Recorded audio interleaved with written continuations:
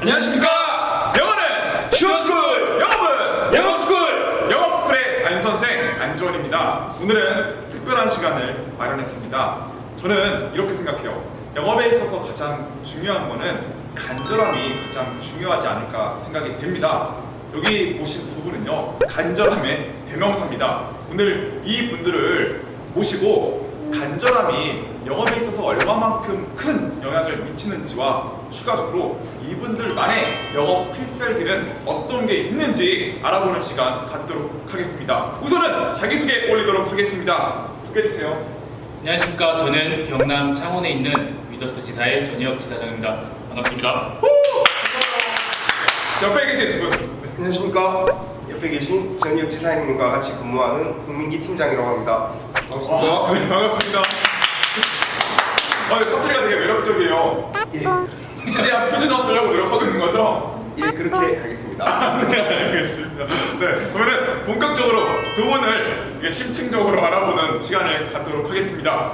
그 전희혁 기사장 같은 경우는 집이 어디죠 지금? 경남 창원입니다. 창원이에요. 근데 3년 전에 저한테 연락이 왔었어요. 저는 천안에 있거든요. SNS만 보고 창원에서 천안으로 보험회사로 입사하고 싶다는 거예요. 이게 과연 말이 될까요? 이게 과연 말이 된다고 생각하시나요? 그 일 한번 얘기해 주실 수 있나요? 이런 딱딱한 얘기를 저도 남들처럼 막 게임도 하고 이렇게 그래요? 신나는 거 재밌게 하고 싶어요? 네, 저 그런 거 좋아하는데 어쨌든 뭐 다 비슷할 거라고 생각해요. 뭐 평범하게 결혼하고 뭐 사는 가장들이 네네. 좀 자식들한테 가족들한테 여유 있는 환경을 주고 싶어서 아마 시작하지 않나 생각하는데 네. 제가 회사 다닐 때 월급을 230만 원 230? 네 정도 받았어요. 네네.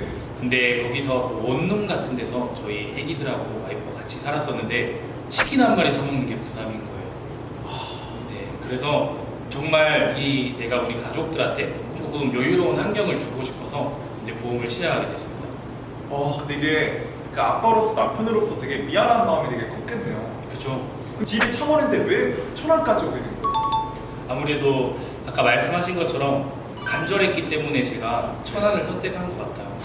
창원에도 프라임에셋이 엄청 많거든요. 네네. 근데 제가 예전에 본부장님이랑 SNS로 인연이 조금 있어가지고 오랜 시간 제가 지켜봤고 이분이라면 정말 내가 믿고 도전해도 되겠구나 뭐 그런 마음에 천안까지 오게 된 거죠. 그래서 처음에 창원에서 SNS만 보고 저한테 연락이 왔잖아요. 저는 장난치는 줄 알았거든요. 근데 시험만 응시를 해달라고 하길래 제가 알겠다 응시해드렸어요. 근데 응시하고 나면은 시험 교재를 보내드려야 되는데 깜빡하는 거예요. 시험 당일날 딱 그게 생각이 나서 전화했거든요.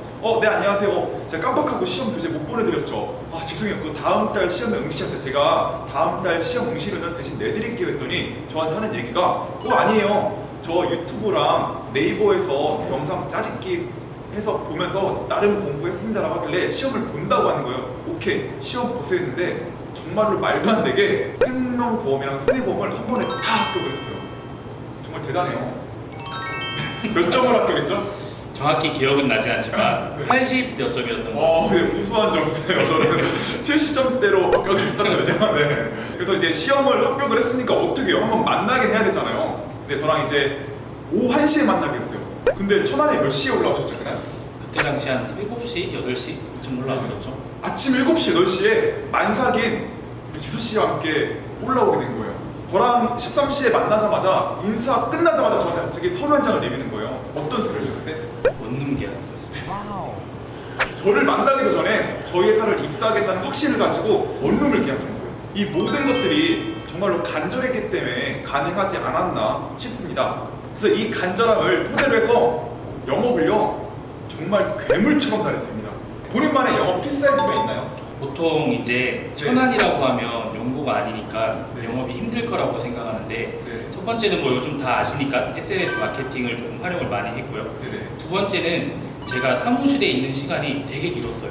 아무래도 천안에서? 그렇죠. 네네. 제가 아는 사람이 없으니까 갈 데가 없잖아요. 네네. 그래서 사무실에 있다 보니까 영업 준비할 수 있는 시간이 오히려 더 많았던 거예요. 그 다음 가장 중요한 거는 네. 아무래도 이제 간절했기 때문에 활동량이 되게 많았어요. 맞아요.